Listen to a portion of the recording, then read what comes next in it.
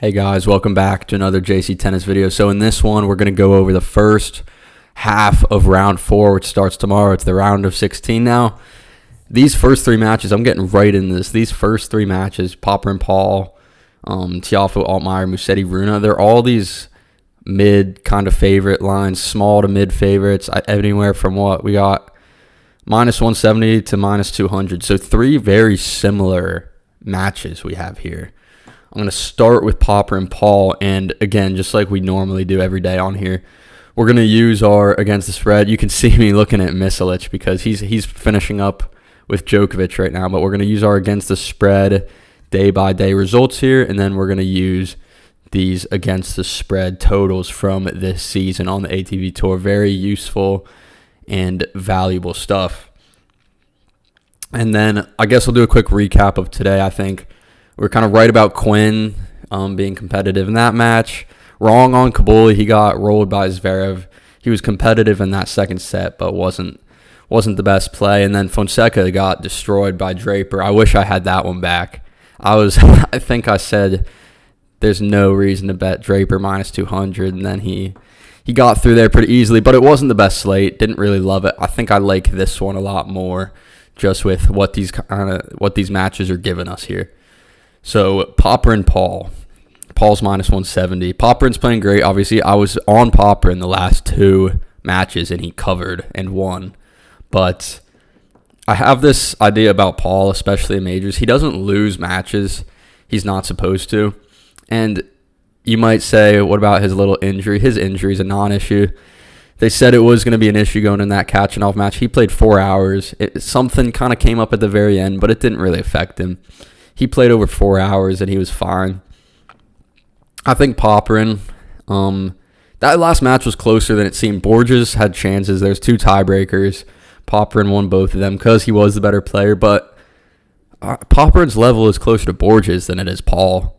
So I think the play here is Paul for sure, minus 170. And I think the play for this day is going to be, because I do like a lot of the favorites today, or for tomorrow's matches, which isn't normally my style, but I do like a lot of these favorites. So I think parlaying some favorite money lines could be a good idea for you guys.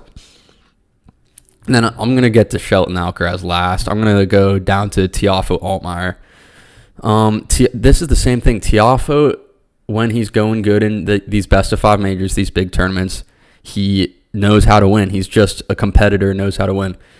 Tiafoe to beat Korda was my favorite play this whole tournament. You saw in my video a couple days ago how adamant I was that Tiafoe was going to win. It was my number 1 pick of that day and of the tournament. He got through very easily. He hasn't lost a set this tournament, so he's been great. Altmaier has also been great, though, and I was on him to beat Medvedev as an underdog.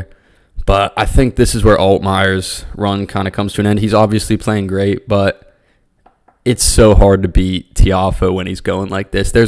You got to be one of the top guys to handle this version of Tiafoe at these big tournaments.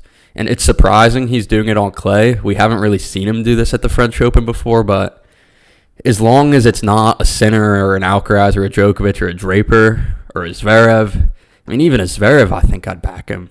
I'd back Tiafoe at this point, but it won't happen. They're on opposite sides of the draw. But yeah, in these winnable matches, I like Paul in a winnable match that he's supposed to win, and I like Tiafoe when he's going like this to win a best-of-5 match against a guy that's not a superhero.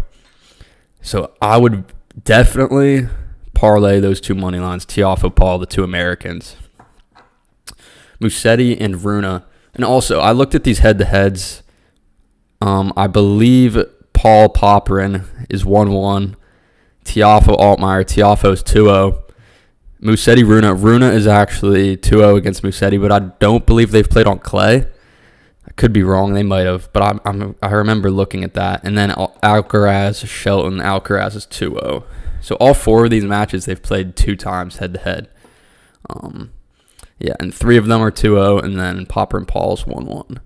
But Musetti Rune, he had a tough match against Hollies. I was big on Hollies being competitive there, and he was. And but Rune, he's another guy that he's He's knows how to win these best of 5 matches. He's not scared of dropping a set or two and digging in and getting to a 3 and 4 hour scrap. He does it all the time.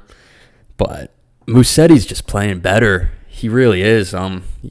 If you've just watched their matches this tournament, I think Musetti's been playing the better tennis. And in the lead up, Musetti had some great results. So I think, again, I'm not used to picking these favorites. I've been taking a lot of these guys. Like Altmaier last round was plus 150. Fonseca was plus 160 this round, even though he didn't win. I've been liking a lot of these slight underdogs, but not tomorrow. I like these 3 favorites. But I could see Rune making it a match. Musetti had a bad first set against Navone, but then found it and won pretty easily. And I just think Musetti's the better player. Rune would really have to play great to get through Musetti. It's Musetti's best surface. So I do believe the better player in all 3 of these matches is going to get through. Okay, so then last match, Shelton Alcaraz. Obviously, this is very different style. Big spread here. Not really like a 55-45 type match like the lines have for these other 3. So what's the game spread there? 7.5 Alcaraz. So did Alcaraz cover in his last match against Zoomer? He did not, would be my guess because of how that, or I didn't put it in yet. He did not cover against Zoomer though, which, I mean, Zoomer was playing great, but it tells you that they give Alcaraz tons of respect in these lines. Shelton, great win against Gigante. A lot of people, including myself, were questioning if he was going to be able to get through that with how good Gigante was playing, and questions about Shelton on clay. But again, I've said it about 2 other Americans so far on this video. I think Shelton is a great competitor and wins the matches he should. But then when he goes against someone like a superhero or just someone a little bit better than him, it's tough. And I mean, that's how it should be, right? You beat the guys you're better than, and you lose to the guys that are better than you. Some guys are just more prone to doing that than others, and I think Paul, Tiafoe, and Shelton are really in that category. And it makes sense. Those are 3 guys that are ranked between 10 and 20. It's exactly what you'd expect of guys at that ranking. So Alcaraz, he's beaten him both times. I believe he didn't even drop a set in either of those matches. Obviously, Shelton has the big serve, so some sets could get to 5-5, tiebreakers. And Alcaraz is prone to dips here and there. We've seen it. I mean, I wouldn't even call the Zoomer thing that much of a dip. Zoomer really started playing well in that 3rd and 4th set. I mean, there was a chance that thing was going 5 with Zoomer still peaking. Like, Alcaraz did not want to play a 5th set there. But you got to go with the guy that's playing out of his mind, which is Alcaraz. 7.5 would mean, what, you got to win 6-3, 6-3, 6-4, something like that. I just think Shelton in the return games isn't going to be able to do enough, and Alcaraz, if he can just get if he can just make returns, he's going to kill him in the rallies. I just think it's a classic big server that could get neutralized by someone that's just fast, great returner, just great player. So if I had to take one side there, and I haven't taken many of these either. I've been on the underdog covering the big spread side, but I would go Alcaraz for the -7.5 games there. So yeah, that's all 4 favorites I'm liking. I like Paul to win, Tiafoe to win, Musetti to win. My favorite one, if I really was going to give one favorite play, would be to parlay Paul and Tiafoe money lines. I think that's a very strong play. You can get some great value on it, and I think that one has a good chance to hit. But that's really all I have for this one, guys. I'm going to finish watching this Djokovic and Misalic match, see what that 3rd set brings, and I'll see you tomorrow for some more predictions.